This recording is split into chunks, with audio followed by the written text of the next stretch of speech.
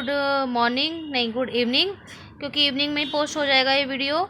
और ये new लर्नमेल science है क्लास 5th की। ये सी वी रमन जी बने हुए हैं। और आज हम करने वाले हैं लेसन 10 के क्वेश्चन आंसर्स अवर एनवायरनमेंट। पढ़ा मैं नहीं रही हूँ क्योंकि टाइम नहीं है, और आप लोग ना वो वीडियो भी नहीं देखते हो क्योंकि आप, मुझे ऐसा लग रहा है कि बच्चों को क्वेश्चन आंसर्स करने में ही ज़्यादा इंटरेस्ट है, समझने में इंटरेस्ट नहीं है। हालांकि इसका मतलब ये नहीं कि मैं समझाऊंगी नहीं, लेकिन फ़िलहाल ये ज़्यादा ज़रूरी दिखाई दे रहा है तो इसको मैं करवा रही हूँ आपको। और रिक्वेस्ट आपसे ये कर लेती हूँ कि चैनल को सब्सक्राइब कर लीजिएगा। जो वीडियोज़ आपको अच्छी लगती है तो प्लीज़ लाइक कीजिएगा। जो भी आपको क्वेरी होती है वो कमेंट में लिखिएगा। और मेरे इंस्टाग्राम और एफबी पेज को फॉलो कर लीजिए। मेरे को जो भी फ़ोटो आप देंगे वो मैं वहाँ पोस्ट करूँगी, आपको मेंशन करूँगी। और मैं ये चाहती हूँ कि मैं मेंशन करना बेसिकली इसलिए चाहती हूँ ताकि आपकी अप्रिसिएशन मेरी मोटिवेशन है, और फिर मुझे और मन करता है कि हाँ मैं और वीडियोस बनाऊँ।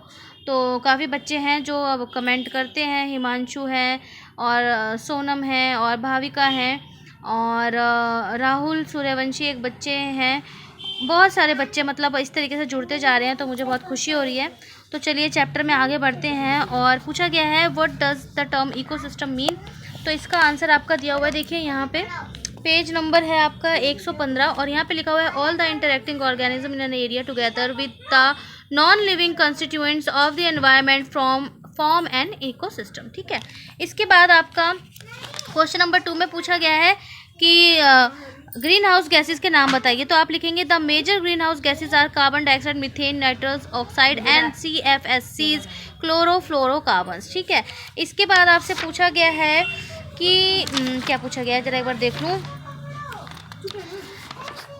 कि अच्छा understand by incineration of, sorry इन नहीं था ये, अनसिनरेशन ऑफ वेस्ट है। अनसिनरेशन ऑफ वेस्ट मीन्स यहाँ मटेरियल मत लिखिएगा, कन्वर्ट्स की जगह कन्वर्जन लिखिएगा। ये मैं कन्वर्ट्स काटना भूल गई हूँ, पर आपने कन्वर्ट्स नहीं लिखना है।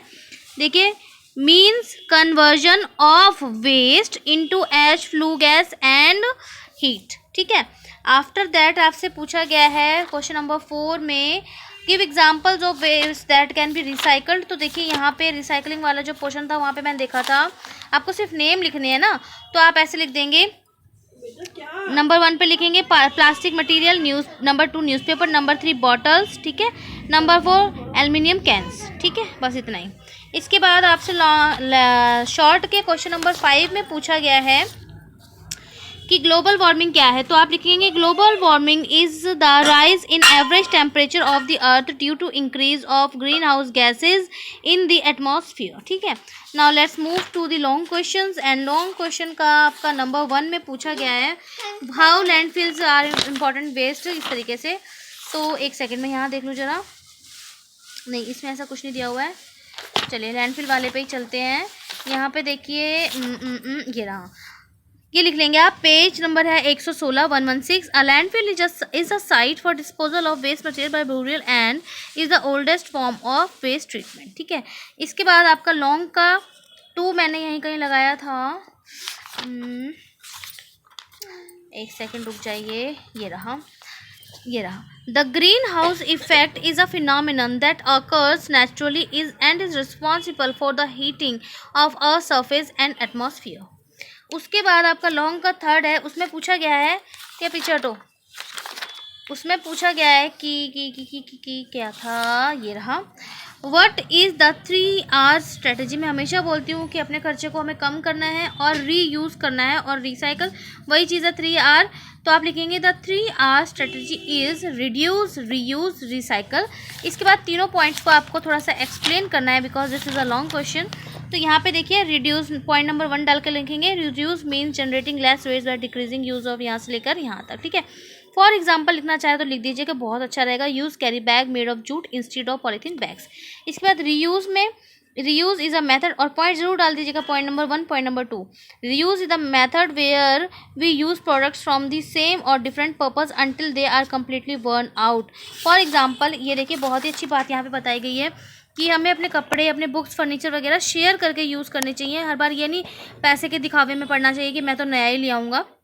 सम time back I was also the same, मैं भी ऐसे ही सोचती थी, बट ऐसा नहीं सोचना चाहिए। अगर हमें कोई अच्छा फर्नीचर सही सलामत मिल रहा है पुराना, तो कोई बात है, कोई इशू नहीं है उसके अंदर, आप उसे यूज़ कर सकते हैं।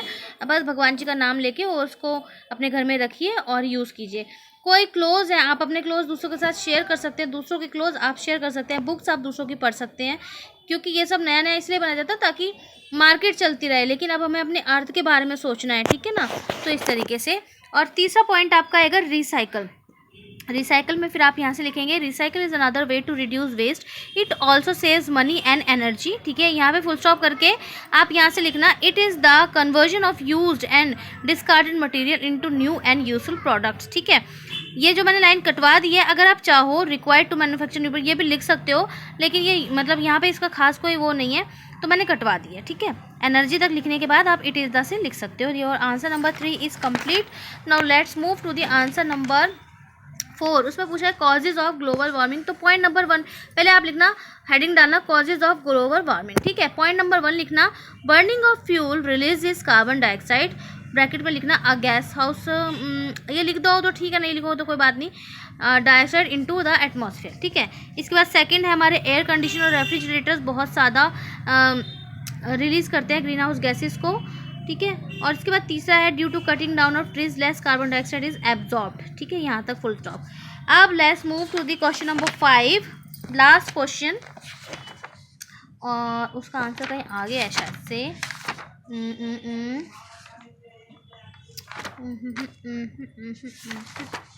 कहाँ चला गया, ये रहा।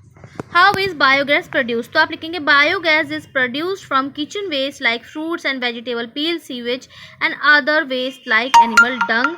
ये है आपका पेज नंबर 117 पर, और यहाँ पर आपका चैप्टर ख़त्म होता है।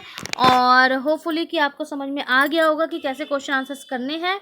और जब ये वीडियो आप देख लेंगे और इसे देख के अपना काम कर लेंगे तो मुझे फ़ोटो सेंड कर दीजिएगा, ताकि मैं इंस्टा पे और एफबी पे लगा सकूं। और चैनल को लाइक कीजिए, सॉरी वीडियो को लाइक कीजिएगा, चैनल को सब्सक्राइब कीजिएगा।